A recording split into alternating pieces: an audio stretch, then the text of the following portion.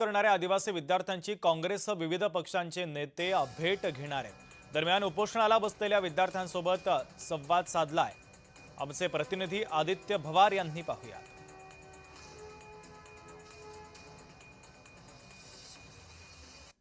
आदिवासी वसतिगृहाचा मुद्दा ऐरणीवर आलेला आहे। काल राहुल गांधी यांनी मुख्यमंत्री देवेंद्र फडणवीस यांना ट्विट करून या वसतिगृहाच्या काही प्रश्नांबद्दल सवाल उपस्थित केले। आपण पाहू शकतो की विद्यार्थ्यांचे हे हाल होताना आपल्याला पाहायला मिळत आहेत। चा 13वा दिवस आहे। काय नेमकी आता तुमची मागणी आहे? मुख्यमंत्र्यांसोबत चर्चा होणार होती पण ती चर्चा आता होणार नाही। आमच्या मागण्या एवढ्याच आहेत की आम्ही आज 13 दिवस उपोषणाला बसलोय। आमचे मंत्री, आयुक्त, आदिवासी मंत्री कोणीच आम्हाला भेटण्यासाठी आलेलं नाहीत। आमच्या मुलांची तब्येत खूप खालवलेली आहे। आता सध्या ते हॉस्पिटलमध्ये आहेत आणि एकाची किडनी तर पूर्ण ड्राय पडलेली आहे।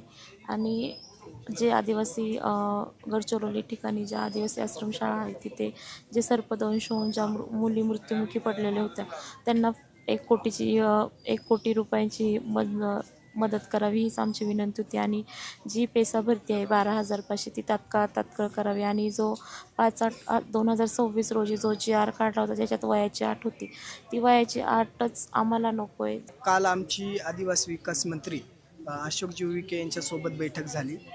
त्या बैठकीमध्येच प्रामुख्याने ज्या काही आमच्या मागण्या होत्या की जो काही 14 ऑगस्टचा जो GR आहे सुधारित 5 ऑगस्टला एक काढला आणि नंतर 14 ऑगस्टला हे दोन्ही GR रद्द करून जो काही 11 नोव्हेंबर 2011चा जो GR आहे त्याच्यामध्ये जे काही महागाई निर्देशांकानुसार वाढ करून तो GR लागू करावा ही प्रामुख्याने त्याच्यामधली एक मागणी होती।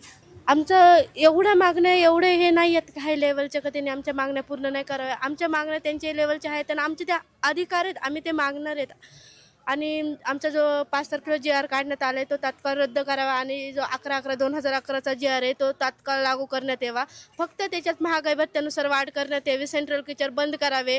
सरकार याची दखल घेत नाही याचीच खंत या सगळ्या विद्यार्थ्यांना आहेत। त्यासाठी उपोषणाला काही विद्यार्थी बसलेले आहेत आणि आजचा 13वा दिवस आहे। मात्र आता पुढे अजून किती दिवस यांनी विद्यार्थ्यांना वाट पाहावी लागेल हे पाहणं महत्त्वाचं असणार आहे।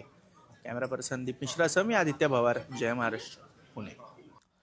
पुढची बातमी पाहूयात। पाळधी तरसोद बायपासच्या डांबरीकरणामध्ये भ्रष्टाचार झालाय, कंत्राटदाराला जेलमध्ये टाकलं पाहिजे। पालकमंत्री गुलाबराव पाटील आता चांगलेच संतापले।